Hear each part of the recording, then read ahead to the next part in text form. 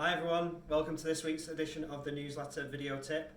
What we're going to be talking about this week is we're going to be focusing our attention on putting. More specifically, we're going to be focusing the attention on breaking putts.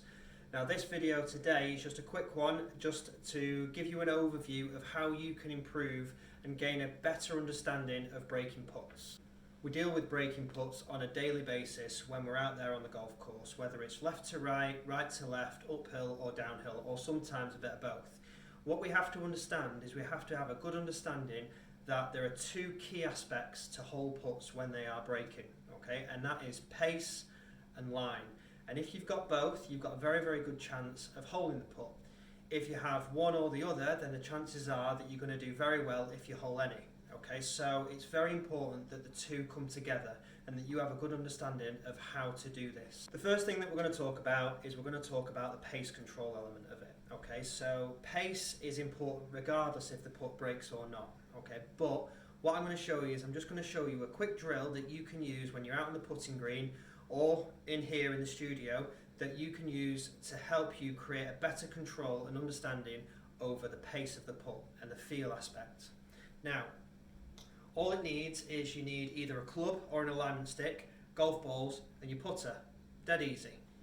In order to create pressure within this game, what you can't do is you can't go past the alignment stick or the club that you create, or you can't go short of the hole. If you do, you have to start again from the beginning.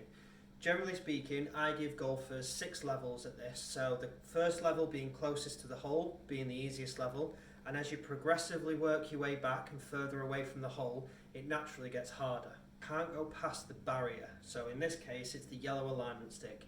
You can't go past that barrier and you can't come short of the hole. So if you miss the hole, you have to get it in between that zone between the hole and the yellow alignment stick in this case. Now, alternatively, if you don't have an alignment stick, you can use a club. The main thing to remember about this drill is it's not about necessarily holing the putt. It's about making sure that the pace is correct. Making sure that if that ball doesn't go in the hole, it finishes in the right spot. This means that you're going to have a good understanding of how to control the pace of your putts. Meaning when you are faced with a breaking putt, whether it's left to right, right to left, uphill or downhill, you'll understand the concept of how hard or how soft to hit it.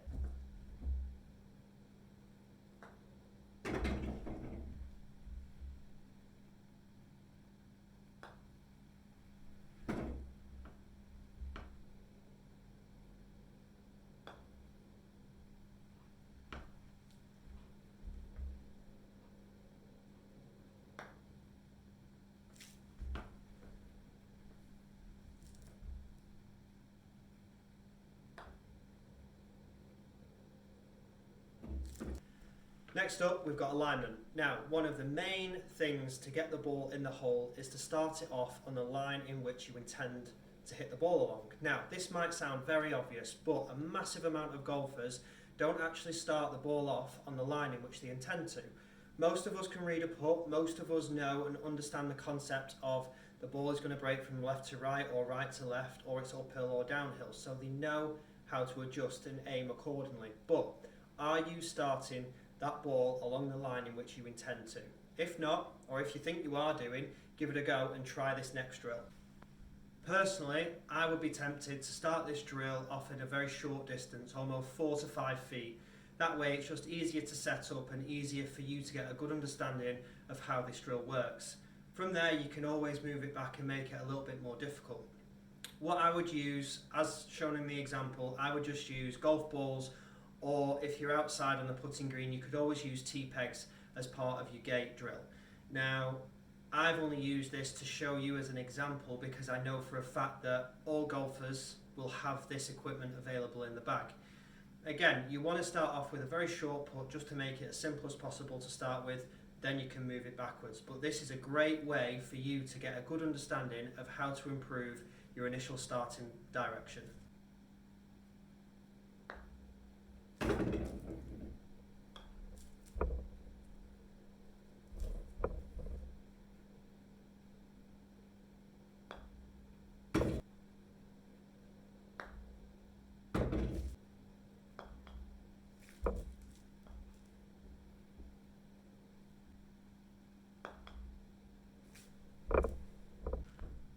Once you've got those two figured out and you've got a good idea of pace and you've got a good idea of starting direction, you can then start to do this.